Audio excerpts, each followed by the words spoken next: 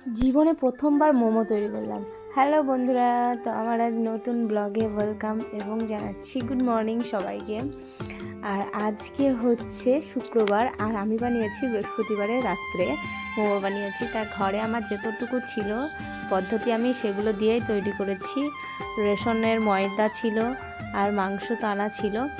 ওই জন্য যখন মাংস রান্না করি, যখন ভাবি যে কিছু বানিয়ে খাবো, সেটা আমি সলিড পিসগুলো সাইড করে রাখি।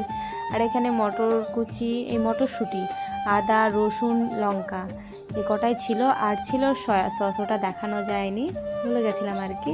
আর ভিনিগার।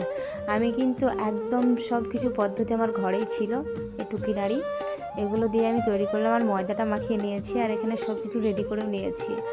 আর এটা আর কি যেটার উপরে দেয় আমি দিই আর কি মোমো তৈরি করার জন্য। এই যে ফুটো ফুটো বাটিটা নিয়েছি, এবার আমি সুন্দর করে বেলে নেব।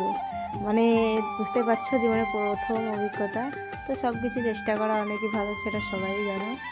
চেষ্টার ফল কিন্তু মিঠাই হয়। তাই আমি কিন্তু তৈরি করে ফেললাম আজ গরম গরম মোমো। এই যে এরকমভাবে বানিয়েছি, তো ঠিকমতো বানাতেও পারিনি, অনেকগুলো খারাপ হয়েছে, আর 3-4টে বেশ ভালোই হয়েছে, শেপটা ভালো এসেছে।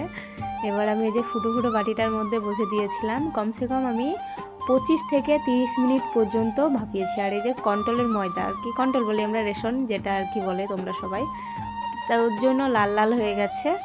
তো আর এটা হচ্ছে ধনেপাতা সস। আমার ছেলে কি বলছে শোনো। ওই সসই আমি ওই সস কোথায় পাবো? আমি তো বাড়িতে বানালাম না। হ্যাঁ, কি জল দিয়ে? কি জল?